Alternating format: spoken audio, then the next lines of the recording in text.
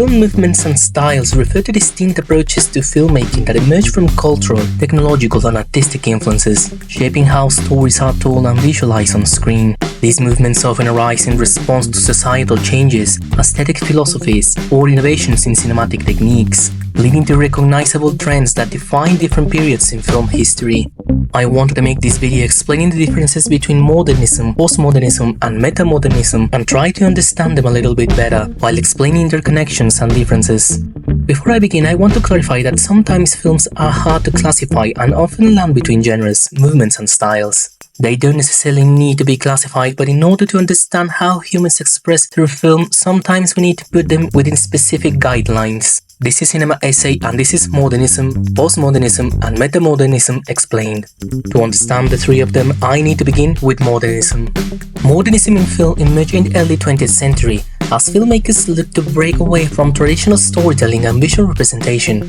Influenced by broader artistic and intellectual movements, modernist cinema emphasized subjectivity, experimentation, and a rejection of classical Hollywood conventions. Filmmakers such as Sergei Eisenstein, with his use of montage in Battleship Potemkin, and Jean-Luc Godard, whose Breathless disrupted linear storytelling, pushed boundaries in narrative and form. The movement was characterized by self-awareness, fragmented narratives, and a focus on the psychological depth of the characters. The principles of modernist cinema were closely linked to the idea that films should reflect reality in a way that challenged traditional perceptions. Techniques such as jump cuts, non-linear narratives, and long takes were employed to create a sense of alienation or introspection. Italian neorealism, exemplified by Vittorio De Sica's Bicycle Thieves, and the French New Wave, spearheaded by directors like François Truffaut, reinforced modernism's emphasis on everyday life and subject experiences. By the late 20th century, postmodernism emerged as a reaction to modernism ideals. Postmodern films often embrace pastiche, irony, and intertextuality, challenging the notion of objective truth in storytelling. Unlike modernism, which looked to explore reality through personal perspective, postmodern cinema questioned whether reality could be represented at all. Directors like Quentin Tarantino with Pulp Fiction and the Wachowskis with The Matrix used self-referential techniques, non-linear structures, and genre blending to create films that played with audience expectations. A defining feature of postmodern cinema is its tendency to mix styles and tones, often blurring the line between high and low culture. Where modernist films were introspective and earnest, postmodern films frequently used satire and absurdity to highlight the constructed nature of the narratives. Films such as David Lynch's Mulholland Drive exemplify this approach by presenting reality as fragmented and layered with multiple meanings. The use of intertextuality in postmodern cinema is another distinguishing factor. Unlike modernist works, which aim to reinvent storytelling, postmodern films often reference other films, art, and cultural texts in playful, subversive ways. For example, Wes Craven's Scream deconstructs the horror genre by making its characters aware of the very tropes that define it. Well, it's kind of a hybrid. I think it is. It's kind of a new classic. I think there might be other films like it, where we start commenting on actual films and actual film actors and actresses. I think it's kind of refreshing in a way because we're really talking about a reality that's very much a part of our reality. I think now the issue of how we perceive part of our reality as the reality of media is an important thing to do a film about. Because obviously a lot of the life experience that these kids have or think they have comes from movies. So it was interesting to do a film where you compare the movie version of say, a terrorist act to actually happening in a real person's life and how it's the same and how it's different.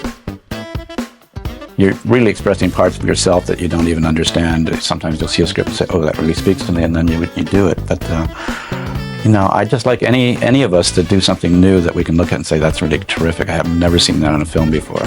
This self-awareness contrasts with a modernist approach of challenging form through internal critique rather than external commentary. In the 21st century, metamodernism has been proposed as a response to both modernist sincerity and postmodern irony. This movement attempts to oscillate between the two, incorporating elements of both while seeking a balance between critical detachment and a genuine emotional engagement. Filmmakers such as Greta Gerwig with Lady Bird and the Daniels with Everything Everywhere All at Once blend sincerity with self-awareness, creating narratives that acknowledge artifice yet maintain emotional depth. It covers every emotion, every genre, and everything, everywhere, all at once. All at once. And yet it still holds together because at its core, it's a family drama about a mother trying to reconnect with her family. We wanted to take this kind of sci-fi conceit of the multiverse and then take it to absurd places, but also take it to philosophically relatable extremes. It asks the question, how do we pay attention to the ones we love when the universe is trying to take that attention away from them?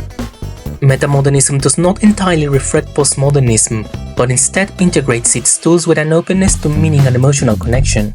Where postmodern films often used irony to undermine sincerity, metamodern films embrace both simultaneously. Films like The Grand Budapest Hotel by Wes Anderson maintain a whimsical, highly stylized approach while also fostering a sense of nostalgia and emotional resonance.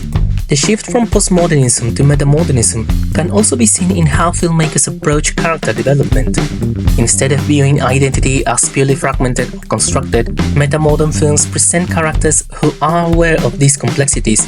Frances Ha, written by Noah Baumbach and Greta Gerwig, captures this through a protagonist who navigates self-discovery with both irony and heartfelt sincerity. While modernism, postmodernism, and metamodernism each other distinct approaches, they share a common thread in their engagement with possibilities of storytelling and form. Modernism sought to reinvent cinema by exploring deeper psychological and social realities. Postmodernism challenged the very notion of reality through playfulness and deconstruction. Metamodernism now seeks to reconcile these perspectives by embracing both irony and sincerity in a way that feels reflective of contemporary culture. Recognizing these movements in film requires an understanding of how they engage with narrative, character, and tone. A modernist film might experiment with the time and perception, as seen in Alain Resnais last year at Marienbad. A postmodern film could subvert genre expectations, as seen in the Coen brothers' The Big Lebowski. A metamodern film like Inside Llewyn Davis might acknowledge the absurdity of life while still allowing for earnest moments of connection. Each movement has shaped cinema in distinct ways, influencing both storytelling techniques and audience engagement. Modernist directors challenge the notion of passive viewing, encouraging deeper interpretation of form and content. Postmodern filmmakers played with the constructed nature of film, making audiences aware of its artificiality. Metamodern directors now create works that resonate with contemporary audiences, blending irony and sincerity in ways that reflect modern sensibilities. As cinema continues to evolve, these artistic movements remain relevant in shaping how films are made and interpreted. The influence of modernism, postmodernism, and metamodernism extends beyond individual films, affecting the broader landscape of visual storytelling in television, digital media, and interactive experiences. Understanding these movements provides insight to the ever-changing nature of film and its relationship with cultural and artistic shifts. By examining the history and characteristics of these movements, one can develop deeper appreciation for the diversity of cinematic expression. Each phase in its progression represents not only an artistic response to its predecessors, but also a reflection of the times in which it emerged. Whether through experimentation, deconstruction, or emotional resonance, modernist, postmodernist, and metamodernist films continue to engage with evolving ways in which stories are told on screen. Thank you so much for watching. I hope you liked this video, and please share and comment your thoughts on these 3 very interesting movements in cinema. Thank you again, and see you next time.